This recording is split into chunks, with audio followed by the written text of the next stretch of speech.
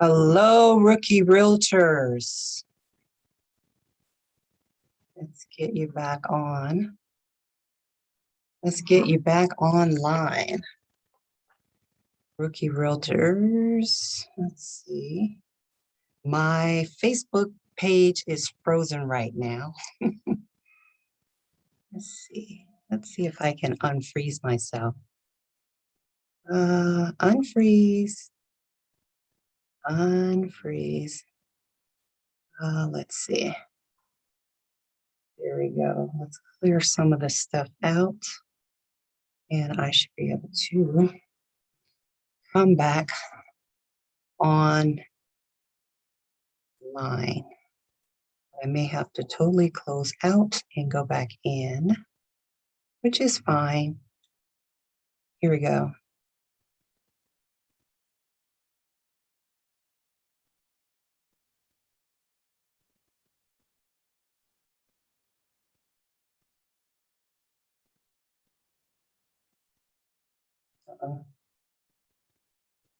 Good morning. Welcome to the free 5-day Rookie Realtor Challenge. Good morning, good afternoon, good night, whichever one, whatever time it is, you find yourself on this page, listening to this live. I love it if you're live here engaging with me. However, I understand many of you work, you have other jobs. Some of you are active in the real estate business. So welcome. This is day 3 of the free 5-day Rookie Realtor Challenge. I was able to go back and listen to some of the comments and the reviews and give you just what you need today.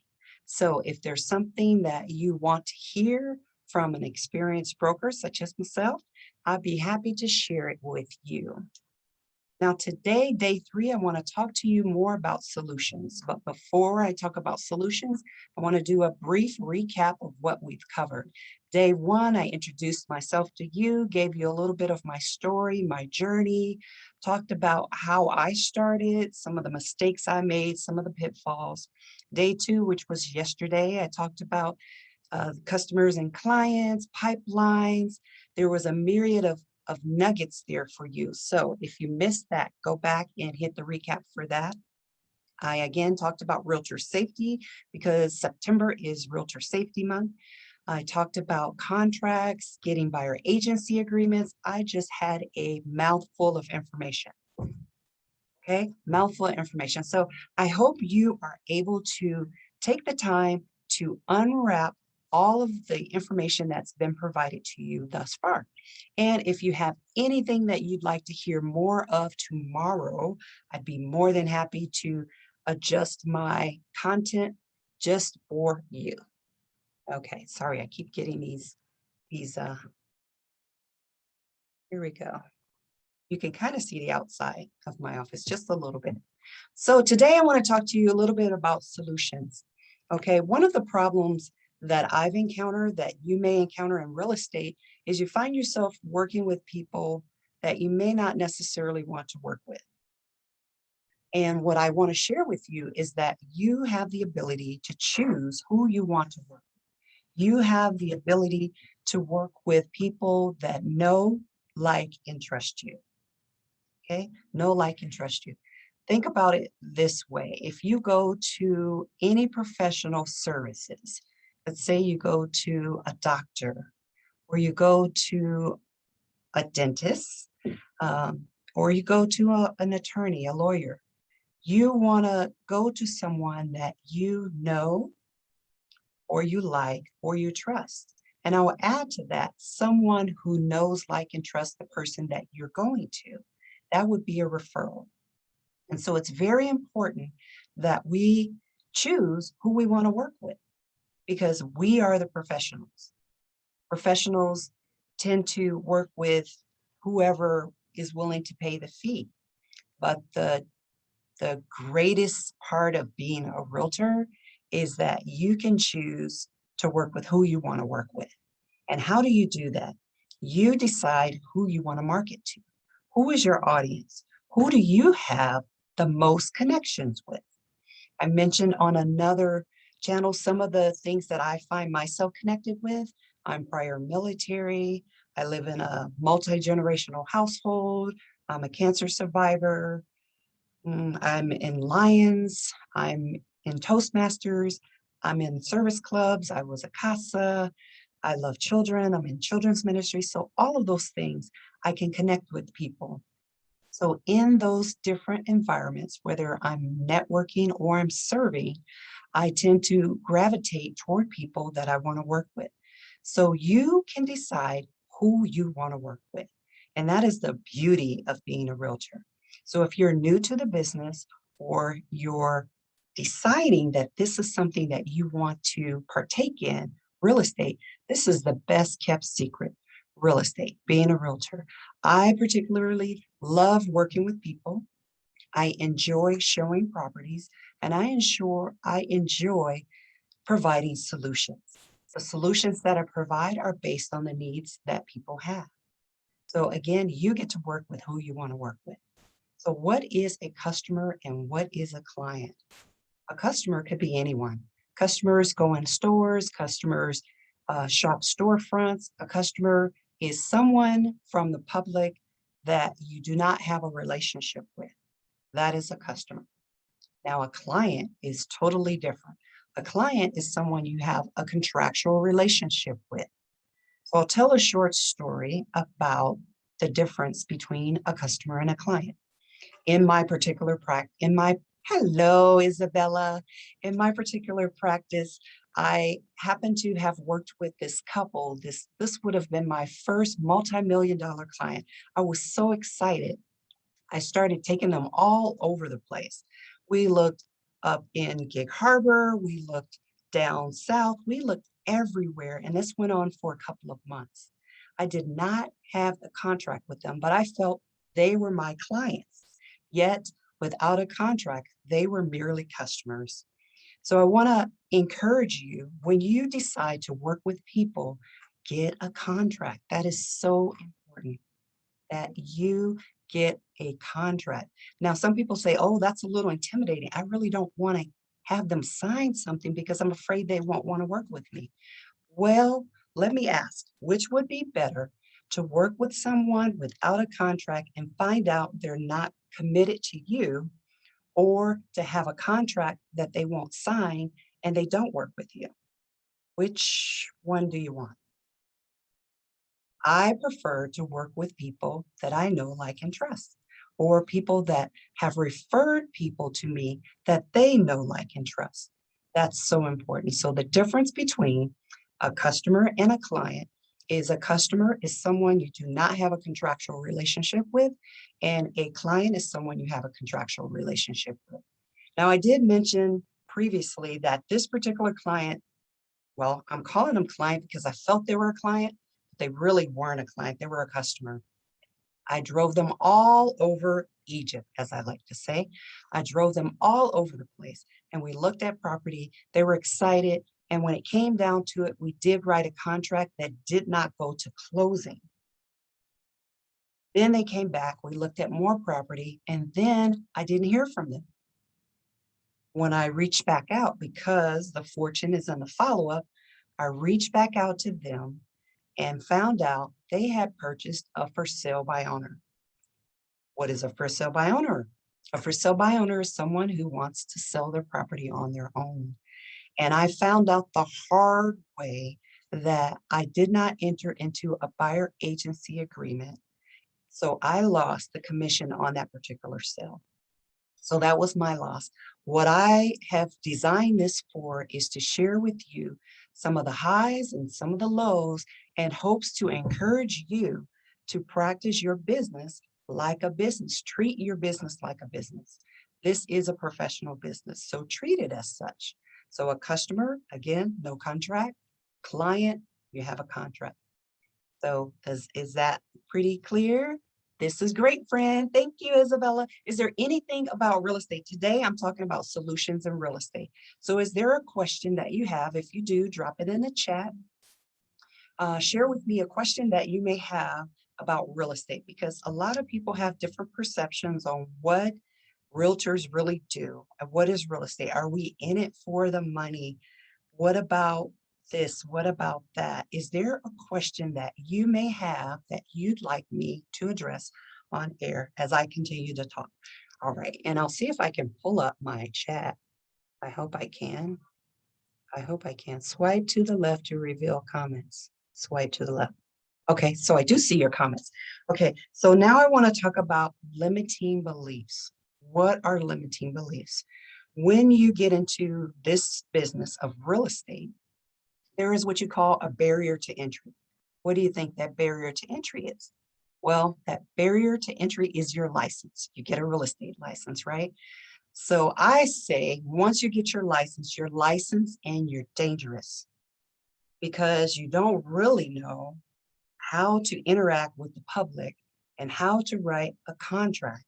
You don't really know the hows, but you are able to have contracts signed, and you don't really know what the ramifications are behind the documents that you're preparing. So that's your barrier to entry. You could be licensed and fully loaded and not really know what to do. So the second part of a limiting belief is what I want to call a moat. Anybody heard of a moat? Okay, a moat is kind of like in the traditional medieval times. And let's think of it as either Jack and a Beanstalk or Cinderella, one of those stories where they have the drawbridge come down over this swampy area that maybe has alligators in it, right? You want to prepare your moat. So you are in the castle and there's all kinds of alligators and crocodiles all over the place. And this could be lawyers, this could be angry people, this could be property that's in distress. This could be a lot of different things out in that water. And there you are up in the castle. But somehow you have to cross over these shark-infested, dangerous, murky waters. But you don't really know how. How do I get across the moat to my ideal client that I want to work with? How do I do that? And so this is the purpose of this program, to share with you some tools on how you get across the moat. I will say, first of all, if you're licensed, your managing broker or your designated broker is who you want to run everything by. Within your first 2 years of real estate in Washington State, you're required to work with a managing broker.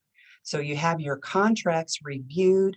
You don't really write anything and send it forward without the review of your managing broker or designated broker. I have an example. I have a new licensee. He's excited. He's gone out and written up some contracts. He did listen as far as buyer agency. He did get a buyer agency agreement signed by his buyer. Now he started to write the contract, but he didn't know which documents to put in the contract. So there's the purchase and sales agreement, there's the additional addendums, there's the disclosures, there's lions, tigers, and bears. Oh my, there's so many things that you have to look out for. And that is why it is so important to have a second set of eyes, which, if you're licensed in the state of Washington, has to be your managing broker or your designated broker. Okay, so that is so important, because remember, there's lions, tigers, bears, alligators all over the water, and you have to navigate across that in order to reach that ideal client and bring them into the castle, if you will, to close. That's the analogy I want to use. You want to go across that moat, get your ideal client, and bring them back. Not only do you want to bring them back, you want them to get their dream home. You want them to get their first home. You want them to get their land. You want them to get whatever real estate transaction they desire. But it's your job to get across all of the externals that are happening out there. Now, I did mention one of those external parameters has to do with contracts. Contracts are ever changing, ever evolving. So it's pertinent that if you're working with a real estate broker, If you're a rookie realtor, if you're starting out in this business and you're writing contracts, you need to stay up to date with the current contracts. Not only up to date with the current contracts, but actually read them and understand them. Now, there are a lot of contracts, and depending on where if you're on Zoom or if you're on Facebook, it doesn't matter what state you're in. Each state has their own MLS. Each county, sometimes multiple counties, share the same MLS, multiple listing service. And that service typically provides those contracts. Now, in some cases, the Realtors Association owns the MLS, the multiple listing service. So that varies from state to state and sometimes region to region. But here I happen to be in the Great Northwest. So the Northwest MLS is our proprietary multiple service for contracts. And if I am writing a contract or if another broker is writing a contract, we use those contracts. The only exception to that is there are builders that like to use their own forms. So builders have that little exception when it comes to our particular MLS. Builders tend to have their own contracts. And so this little nugget here is so important. Contracts, they are ever changing, ever evolving. One recent change to our contract had to do with almost all the forms that we use, our quote standard forms, our purchase and sales agreements, our financing addendums, our inspection addendums. All of those changed very recently. And in addition to that, getting tongue-tied, there was one major change that had to do with sellers because there's a compensation factor, if you will, in the listing agreement. Here, we typically put that in the MLS. It's called an SOC or Sales Office Commission. The Sales Office Commission in the listing agreement, the rules used to be that you had to provide compensation for a cooperating broker. That changed. Now, Northwest MLS rules have changed to where you do not have to offer a compensating commission to the cooperating broker. So what does that mean? I'm talking too fast for myself. Okay, what does that mean for you? That means if you're a broker and you are preparing a listing agreement, you need to explain to the seller that you can choose to pay or not to pay a cooperating commission. That's very important. However, also you need to explain that if you do not offer a cooperating commission to a broker, they may not decide to show your home. And if they do show your home, they will likely want to lead with a addendum stating that you would agree to pay them a compensation if they show your house and sell your house. Does that make sense? Okay, it's important because as a rookie realtor, you have an obligation through the law of agency to provide service. You're providing service to your client, and that service is to show them what they want to see based on the criteria they provide. So let's say they pull up a listing and that listing happens to say 0 for compensation. In that case, you have two options. You can get your buyer agency agreement updated with your buyer stating this particular house that you want to see is for sale by owner, or it's on the multiple with no compensation. In order for me to get paid, I need to know if you're willing to pay my commission as part of your closing costs, or if you're not willing or able to, then I would need to go to the listing broker and present a selling commission request. And so that request would go to the seller. It's basically addendum. That addendum would state, seller, if I sell your property, if I show your property and sell it, you are willing to pay my commission. Some people think that's wrong. Why should you do that? Well, we're professionals and we deserve to get paid too. Okay. We deserve to get paid too. So that's so important that, compensation, you work, this is a business, why not get compensated for it? And that's just very subtle that you can slip up and see, you're busy showing these houses, pulling up these listings. Hey, I want to see this, I want to see that. And you're showing it and not really looking at what your compensation would be. Now, on the flip side, I've seen in this business where some people specifically shop for compensation. It's your choice. You're the professional. You create the business you desire and that you design. And at the beginning of this, I was saying you work with who you want to work with. You get to choose. I happen to be prior military, so I enjoy working with military clients because I have a greater understanding of the life of a military person and the family of a military person and the moving and the moving and the moving of a military person. So that's important that you design your business to work with who you want to work with. And you can choose through marketing to target those particular people that you want to work with. I'll give you an example of working with sellers, targeting sellers. I received a call yesterday from a broker up in Kirkland who has a program that he's created in each county where he has not a robocall. He's created this program where he contacts either people that are losing their home, because, by the way, today is the day that the moratorium ends on mortgage forgiveness. That's big news, and you won't really see that on television. But the moratorium, what does that mean? The moratorium is ending today unless it's extended. It's ending today, which means if you or your clients, your particular prospect pool are in default of a mortgage, then the banks have the authority to foreclose. That could be a major, major impact to our market. Right now, our market is an appreciating market. We are still in a low inventory sort of position. However, we're starting to see more and more sellers wanting to take advantage of this low inventory.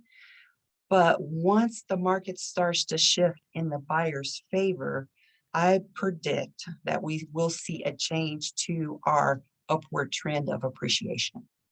So what does that mean? That means, well, I'm kind of going, I'm going off on a rabbit trail. Let me come back to this particular broker who called me yesterday. He has a tool that he uses to canvas either people who are in default, people who may have lost a loved one. He has a tool that he uses to canvas these sellers, and he has a team that calls the leads personally, and comes to a solid lead source of someone who's ready, willing, and able to sell, and sets appointments with other brokers. And he does this and he gets a referral fee on it. So a referral fee is a fee that you can charge broker to broker. If I happen to know you and you are in a different county, for example, I just referred a friend of mine to a broker in Vancouver because I can't drive back and forth to Vancouver to provide the service, and it's not my market of expertise. I don't really have an expertise with that. So this particular broker came up with this. I think it's like fantastic. I wish I would have thought of it, but it's a tool that he uses to create relationships, create referrals, create business. So you as a rookie realtor can be as dynamic as you want in deciding how to structure your business. So that's a program he has for sellers. There's programs out there for buyers. They typically cost, like Zillow costs. There's a cost for Zillows if you want to get Zillow leads. That is an opportunity for you. There are various type of lead sources that you can pay for.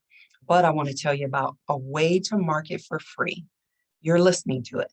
You're on Facebook. Facebook has, I say social media. Let me back that up. Social media in general gives you the opportunity to market without ad costs. You can do organic marketing to your audience, your target audience. You can use an ad if you want and pay for it. However, you can use organic marketing, organic traffic to get people to come to either an event, a page, or group. And once you get them there, share the message. What is the message? You can tell them about the changes in the home ownership, mortgage forgiveness. You can share that. You could share something about pricing in the market. You could share statistics. You could share whatever it is you want. So you as a rookie realtor get to decide how you want to frame your business to do business. It's all about how you structure it. Again, you work with who you want to work with. I shared that when I started out, I was so excited. I was just driving all over the place, working with people nilly-willy, as I say, without a contract. I had no idea what I was doing. And I wish at the time I had a mentor, someone that I could run things by. Yes, I had a broker. Yes, I had to have my contracts reviewed, but I didn't have anyone advocating for me as a broker saying, okay, this is one way you can market. This is another way you can market. Once you get a buyer, what do you do? How do you set up your business in such a way that you share that with the client and they feel that it's a win-win, not as though you're putting something in front of them that they're feeling apprehensive about. When I first wrote my first buyer agency agreement, I just explained I this is how I structure my business. This is my business practice. And I explained that the commission comes from the sales office. So the listing broker puts it in the MLS and it comes from the seller. So the seller pays the commission. Now with the changes with MLS, sorry, I keep getting these calls. With the changes of MLS, where the seller does not have to offer a compensation, there's more conversations that need to be had either with your client or with the client on the other side, the seller's client, the listing broker's client, the seller. And so those conversations need to be had because in the end, this is not charity. You don't work for free. Now you can decide, I happen to have done this, you can decide to gift part of your commission. You can do that. You can gift part of your commission for your buyer for their closing costs. You can gift the seller by discounting your commission on the listing side. I've done that. So you get to decide. Now, if you're working in a firm and you are not the managing broker or designated broker, you need to run this by them. You don't get to choose how you handle their money because in the end, all commissions belong to the firm. All commissions belong to the brokerage. They don't belong to you. Yes, you were the procuring cause. You earned it, but it's got to go through that filter. It's got to go through that coffee filter. And hopefully you don't get any grounds in that coffee, so to speak. So the commissions belong to the firm or the brokerage.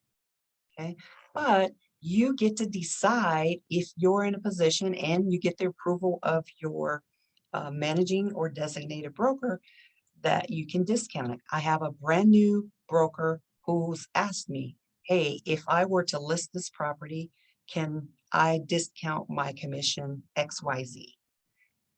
So you get to choose, but you have to run that by your managing broker designated. Sorry, I have all these meetings and alarms going off. So you get to choose who you want to work with. You get to choose if you want to give up some of your commission, which a lot of people may or may not know, but you get to decide on that. My daughter just bought a house Thank you. She lives with me, and I gifted her my entire commission. So you get to do that. That's another benefit of being a realtor.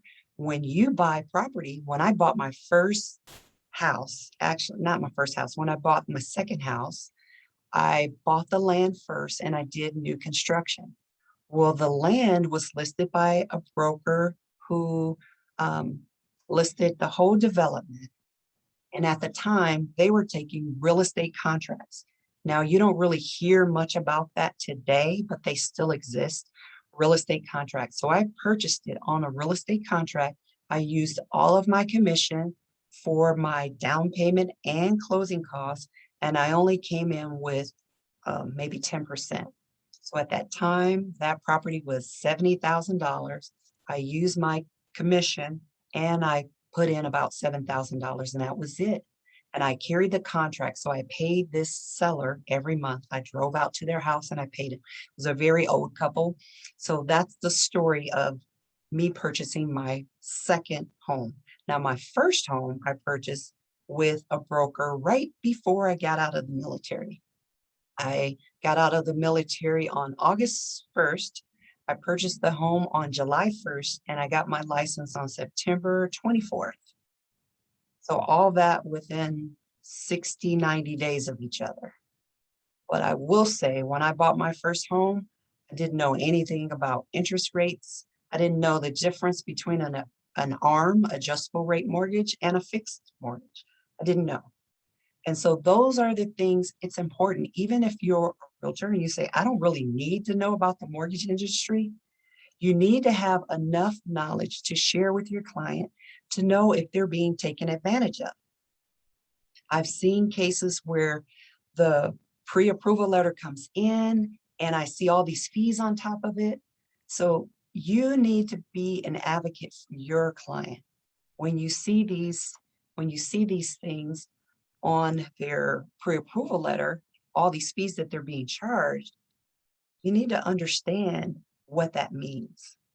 So no, you don't need to know everything about the qualifications for VA, FHA, USDA. You may not need to know all of that, but it puts you in a better position where you could be a better advocate for your client.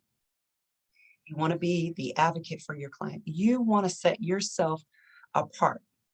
Remember, I said the barrier to entry is a license. So why would someone want to work with you? You all have a license. What is it that you bring to the table?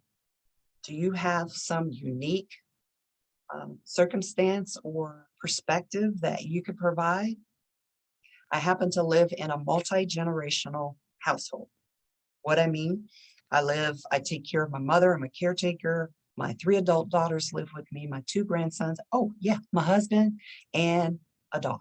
So all of us in that home. So there's different levels of different things going on. So when I interact with a client, I have a past client that contacted me and went out to list her property, or actually to prepare to list her property.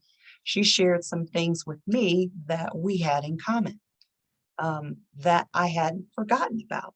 You know, we were both prior military. We both have adult children living at home, and we both had an issue with a child that was very unique in the home.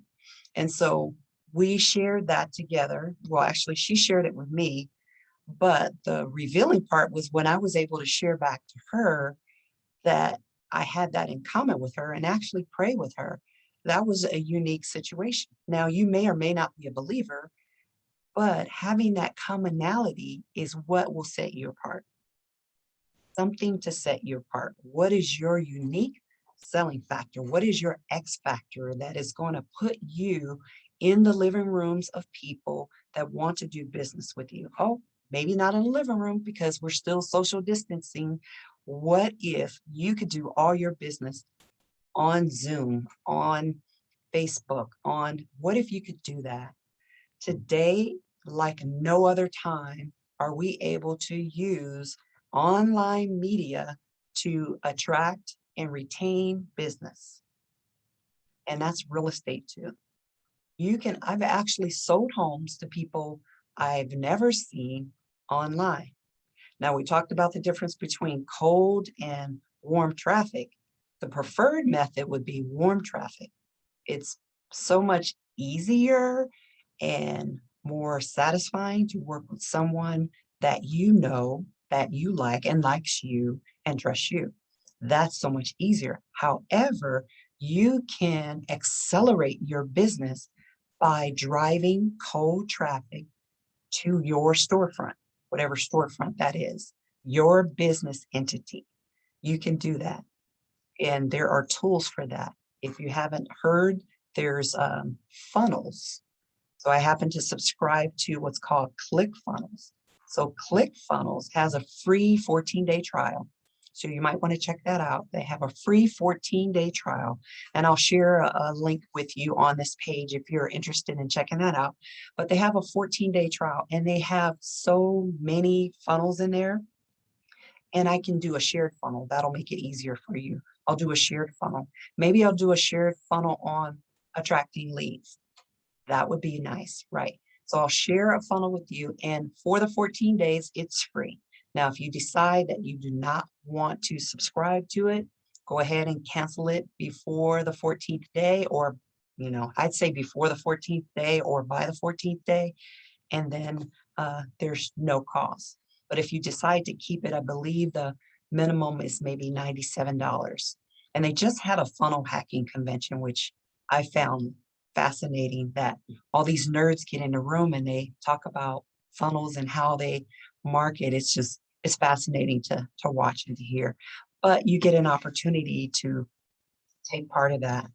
So again, limiting beliefs have to do with all of the things that could prevent you from moving forward, from accelerating, from gaining momentum in this industry.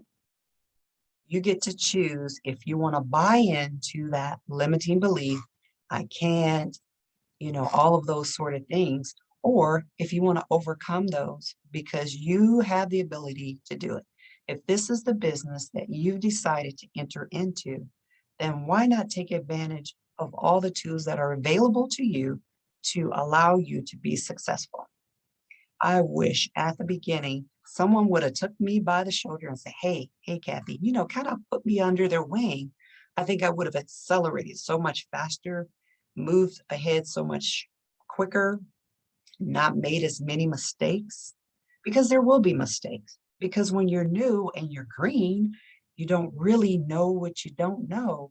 And each transaction is unique. Each transaction is different. So when you look back in your experience, you can probably see that each seller does not operate on the same basis. Each buyer does not have the same motivation. Each contract is unique. It's not the same. Yes, there are standard contracts. I'm going to move this down. I'm going to try to move this down. Okay, each contract has its own idiosyncrasies, if you will. And so it's important that you understand and know your contracts, read them, have them reviewed. I think I started to talk about the broker, my new broker, who's been writing contracts, and he's had me review them. I've uploaded him the basic agreements and addendums that he needs to include. However, going through each page and clicking everything, if you don't really know what to click, you just add the form, but you don't really read it to understand what clicking one box could mean for your client. Because if you click the wrong box for your client, who's responsible? I mean, ultimately, you are, and then your firm is. So that's why it's important that contracts get reviewed and that you understand, sorry, keep getting these messages, that you understand what you're writing, what the contract entails. That is so important. So I'm just going to look. Okay. So continue to look at what are your limiting beliefs? What are my limiting beliefs? What's holding me back from taking a plunge? I have a friend who's on this group, in this page, that is working on her real estate license. She's working on her real estate license. So her limiting belief is that she cannot transition from her particular job now to go full-time real estate. So that's her limiting belief. I would say if you're afraid that you don't have the ability to go from your present income to whatever you need for your next income, that you create that protection for yourself. What does that look like? Well, if you know you need at least 6 months worth of income to sustain yourself after employment to get started in the new career, then do that. If you want to scale down, and I've seen this, scale down to part-time in your current business, your current job, and then get engaged in real estate, get the knowledge, get the training, move forward. That's another way of looking at it. I've had some people that just want to jump on in, that are risk takers. So whatever fits your particular situation, only you can decide that.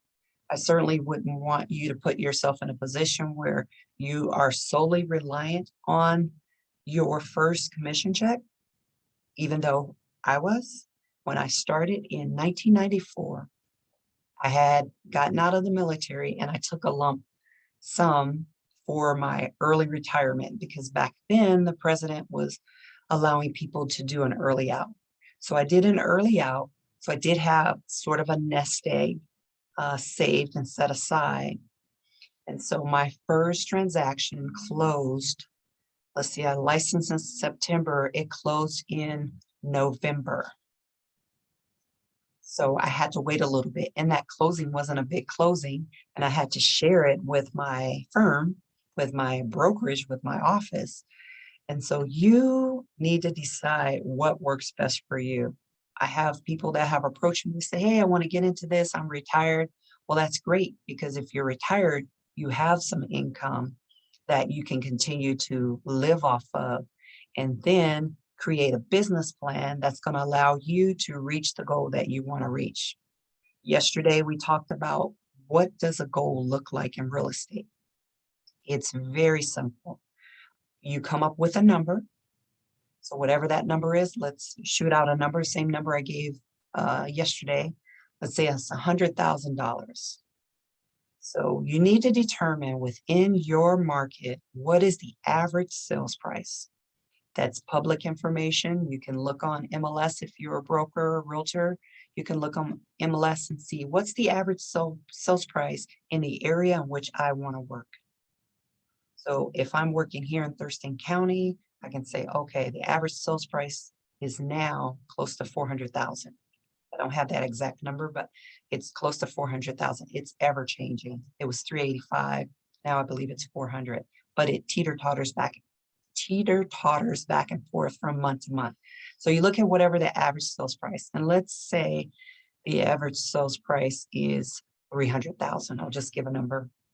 And let's say that you are representing a buyer, and let's say you've agreed or you see a sales office commission in the listing of 3%. So 3 times 5 is 15. So let's say your first sale is a $15,000 commission. Okay, so we're going to take that number and then we're going to slice off whatever fees we have. If you happen to be in an office or brokerage that's charging you 50%, if you're starting out, split it in half. So that's 7,500, maybe higher. It depends on your level of experience. You may be able to negotiate a higher split with your office. But let's say just for simple math that it's 7,500. So at 7,500, how many sales do you need to get to 100,000? So 100,000, I'm using my phone, so I can't use a calculator. So I'm gonna kind of guess. So at 100,000, 7,500, let's see, I better do 5. Let's see, 100, let's see. We'll say you need less than 20 sales.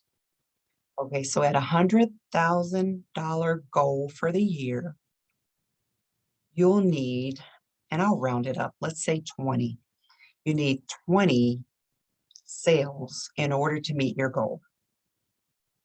20 sales to meet your goal. Okay, 20 sales. So let's back that up. We did that yesterday. But write it down. Goals mean nothing really unless they're written down. There's an ancient book of Proverbs that says, without vision, people perish. So I don't want you to fade away. I don't want your business to fade away because you're not writing it down. So write down your goal and commit it to the tool, commit it to the work that you need to do to achieve it. And so if you need 20 transactions, how many people do I need to prospect to achieve that goal? You need to know. So let's say 20 prospects. If they're warm, let's say I get 10 warm ones. From each prospect, remember we can 5X. How do we 5X our business? We 5X our business by asking for referrals, asking for referrals, asking for referrals. So when you get that first lead, that first possible lead, and then they turn into a transaction, they are now your client, they are a buyer or a seller, you ask for referral during the process, you ask for referral during the process, you ask for referral during the process, you ask for referral during the process. What you don't want to do is wait until closing and say, I hope I did a great job. Can you refer anybody to me? Well, they're so concerned about their house. They're moving on. They're not thinking about you. They want to know that they're taken care of throughout the entire process. So you can have what's called a micro win. A micro win is when you've done something that your client is excited about or grateful for. And so when you hear the words, thank you, or I never would have thought of that, or that's great, or, you hear something like that, then your segue needs to be, well, I appreciate your gratitude. Do you know of anyone else that I can help with this service? So listen to what your customers and clients are saying. And then you want to model that, not mock it, model it. And so what you hear being said, you want to parrot it back and then add your request, your ask for the business. It takes practice. That's why I was saying it's important to do role modeling and not role, what do you call it? Yeah, I think it is role. So you want to role play, not role modeling. You want to do role play. And so role play is where I have groups where I'm part of that I role play, but you want to role play different objections that people may have. And so if they say, I'll meet with you next week, that's usually a cue for, I don't want to be bothered, don't call me back. And so you have to have a compelling reason to either meet with them right away to set the appointment. So decide beforehand, doing a little role play, what's the compelling reason for them to call you back, for them to set the appointment? Because the idea in gathering leads is not just to have leads so you can say, oh, I got a lot of leads.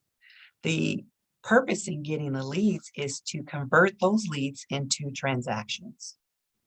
That is the goal, convert the leads into a transaction. That's what we want to do. And so once you get the lead, you want to cultivate that lead and set the appointment. That is your mission, set the appointment. You have the lead, you have them on the phone, there's someone you know, like, and trust. Don't treat the person that you know, like, and trust as though that's something that's a hands down that they're going to work with you, because that's not necessarily so. Just because they know you, just because they like you and trust you, they may say, oh, you're too green. You just got your license. Well, you can back that up by saying, well, I have a team And you do, because you'll have your managing broker, you'll have your designated broker. You may even decide to have a coach or a mentor, but that is your choice. But when you go into those appointments, you need to be prepared for those objections. That's what they're called. We've had them. I've had them. I've had people call me. I get a lot of telemarketer calls. That's just the way it is today. I get telemarketer calls, and somehow I'm wondering, how do they know? How do they know? Well, with the internet and marketing, there's what I call them web crawlers. So there's web crawlers out there. You ever pick up your phone and you want to use the app and it says allow or do not allow? Then that information gets tracked and it gets sold to third parties that are buying information. And when they buy the information, they turn around and sell it back to you. And that's what some of the platforms are doing now that realtors and brokers are using, such as Zillow. So Zillow captures information from Facebook, from Google, from YouTube. It captures that information and then takes it and turns around and sells it to you. Sells it to you. And so you have an opportunity to capture your own information, be your own lead magnet. Remember, the tools of capturing a lead have to do with three things we talked about on day one. I said it's as easy as ABC and 1, 2, 3. A name, a phone number, and an email address. With those three components, that is the basis, the foundation of your business. And you build from there. Some people decide to add to that list birthdays, holidays, special occasions, whatever you want to add to the list. But the basic foundation of the list is the name, the phone number, and the email address. And with those components, you continue to build and build and build. So you want to build your database because that is what your business is. Your business is your database. And that database will become your source of cultivating new business. Remember, I said each lead, each contract, each client can be 5x. So within that one transaction, you could potentially get 4 more transactions.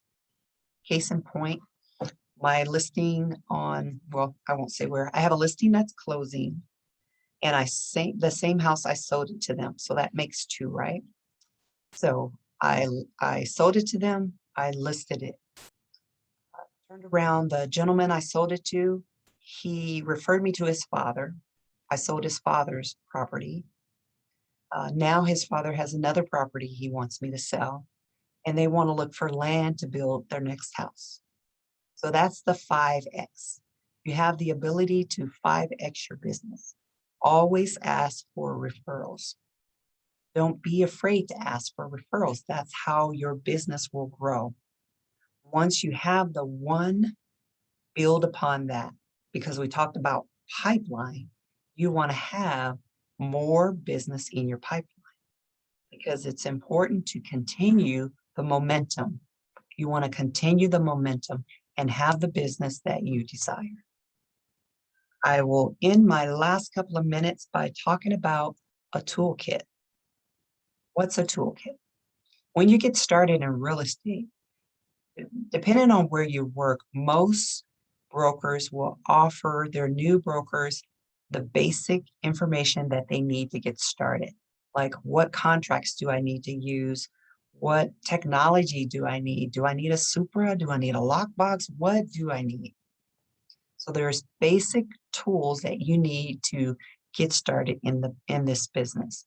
And if you're already in the business, maybe you need to add some layers to actually reboot, refresh, and recharge your business, right? So one of the things you need in your toolkit is a cell phone. Most people have cell phones.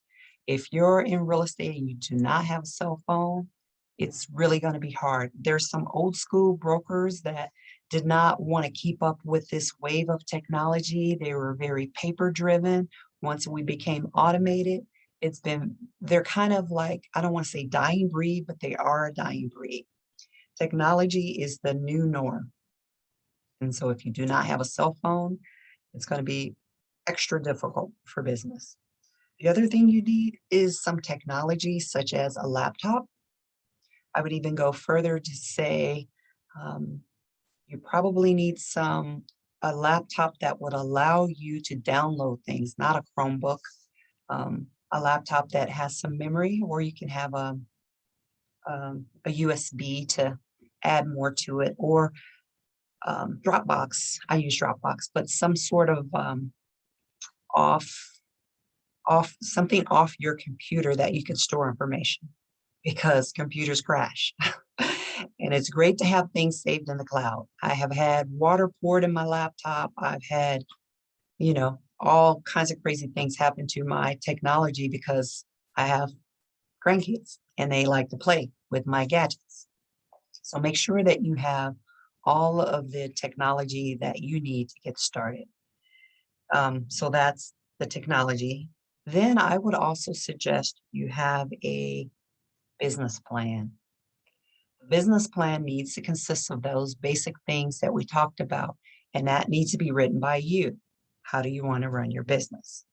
And then the last thing in that would be something to automate your business. What do I mean? Automate. So a contact relationship management system. It's called a CRM.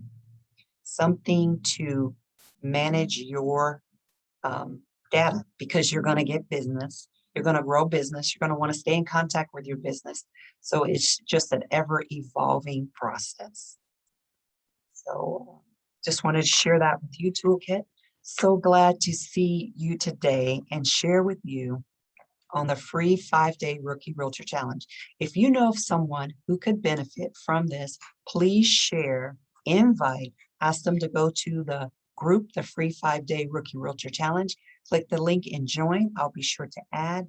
I will upload this on YouTube. I have one request of that.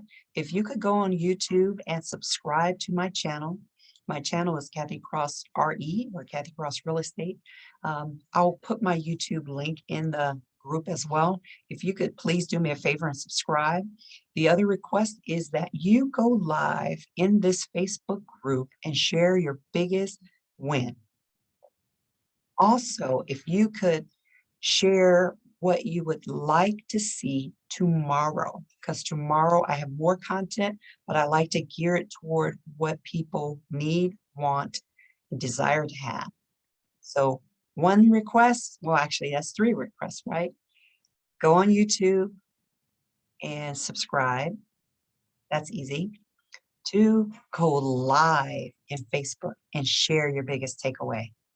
Go live. That's something a lot of people don't like to do, but go live, go live. Favor is on your face. So show your face, share your takeaway. That's it. And if you don't want to do the subscribe, that's fine. I'd rather you go live on Facebook and share your biggest takeaway.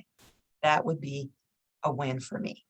So share your micro win, go live, okay? Invite. If you know of someone, again, who would benefit from this information about the Rookie Realtors, please share, ask them to join. I'll have replays of every day. I have 5 days of a free 5-day Rookie Realtor Challenge. So thank you, Isabella, for joining, and whoever is joining on Zoom, thank you, and I shall see you tomorrow. We close this out in recording